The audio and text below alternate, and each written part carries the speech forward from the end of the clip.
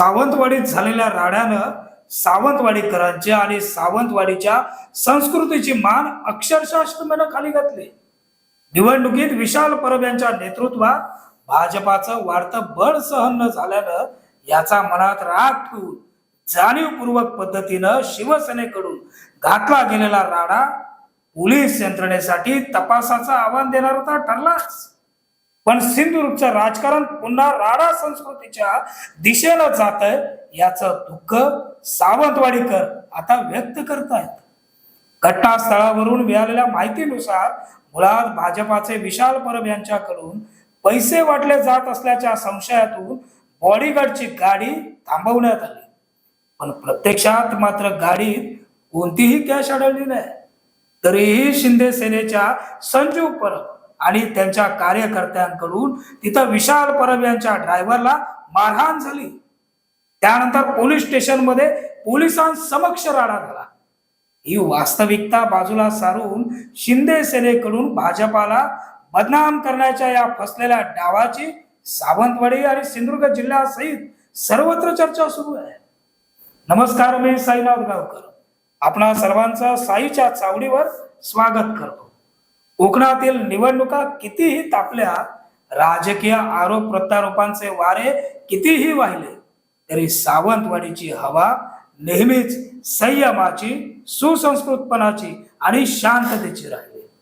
पण या वर्षीच्या नगर परिषद निवडणुकीत मतदानाच्या शेवटच्या टप्प्यात सावंतवाडीच्या त्या शांततेवर जे काळे ढग दाटून आले ते कोणीही विसरणार नाही। निवडणूक हरत चाललोय हे दिसल्यावर दहशत माजवण्यासाठी अगदी शहरात थेट पोलीस स्टेशन मध्येही शिवसेनेनं आणलेली थिल्लर संस्कृती आज प्रत्येकालाच मान खाली घालायला लावणारी ठरली आहे। आजवर कधीच न घडलेला प्रकार सावंतवाडीकरांनी आणि सगळ्या जगानं पाहिलाय। रस्त्यावर धिंगाणा, पोलीस स्टेशन मध्ये गदारोळ आणि मतदान केंद्राजवळच्या संपूर्ण परिसरात तणावाचं वातावरण, हा सगळा तमाशा मतदार राजानं नाकारल्याची जाणीव होताच काही शिवसैनिकांनी निर्माण केल्याची चर्चा शहरभर रंगली।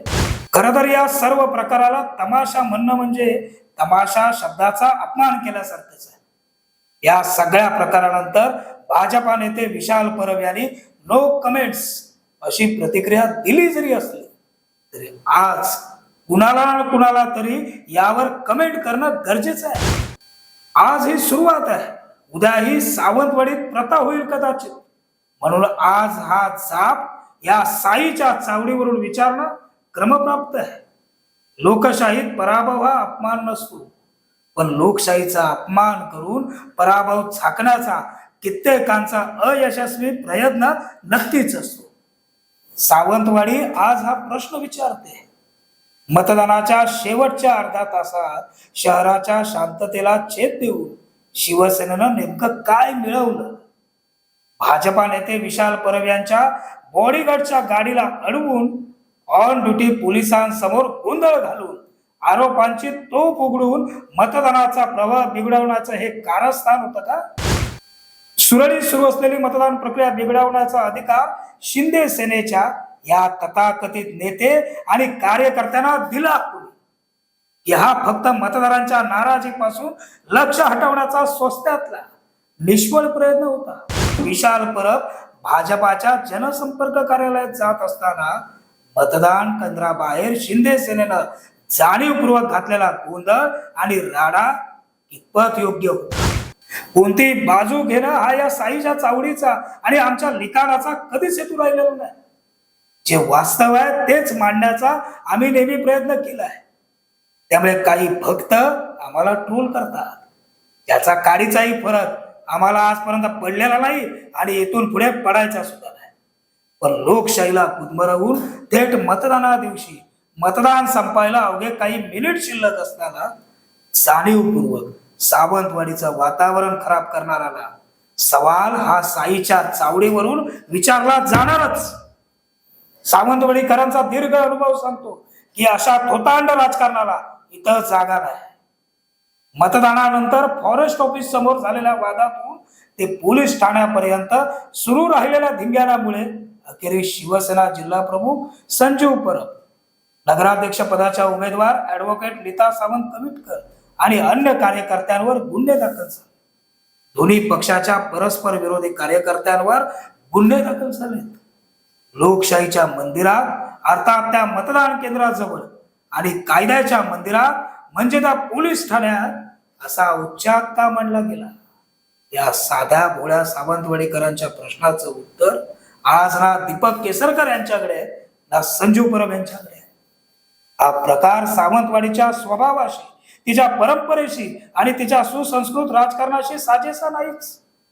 मतवाडीच्या अर्ध्या तासात निर्माण केलेल्या गदारोळाचा उद्देश काहीही असो, मतदारांचा निर्णय बदलवण्या इतकी सावंतवाडीची जनता अंध नव्हती. सावंतवाडीकर नावावर आणि व्यक्तिमत्वावर मतदान करतात, धमक्यांवर आणि अशा प्रकारच्या राड्यांवर नाही. दीपक भाई, ज्या वाक्यावर तुम्ही आजपर्यंत लोकांना भ्रमित करून निवडणुका जिंकल्या, ते वाक्य तुम्ही विसरला असाल, आम्ही नाही. काय होतं तुमचं वाक्य? लोकशाहीचा मार्ग दहशतीतून जात नाही. आज काय घडतंय मग तुमच्या सावंतवाडीत? आजच्या साईच्या चावडीचा हा अस्वस्थ करणारा प्रश्न फक्त गुन्हे दाखल होण्याचा नाहीये. प्रश्न आहे सावंतवाडीच्या प्रतिष्ठेला कोणी ठेच पोहोचवले आणि निवडणूक हरतो या भीतीनेच असेल कदाचित. पण शिंदे सेनेला शहर वेटीस धरण्याचा अधिकार नेमका दिला. सावंतवाडीनं अनेक निवडणुका पाहिल्या, पण लोकशाहीची चेष्टा करणाऱ्या अशा घटना विरळच आहेत.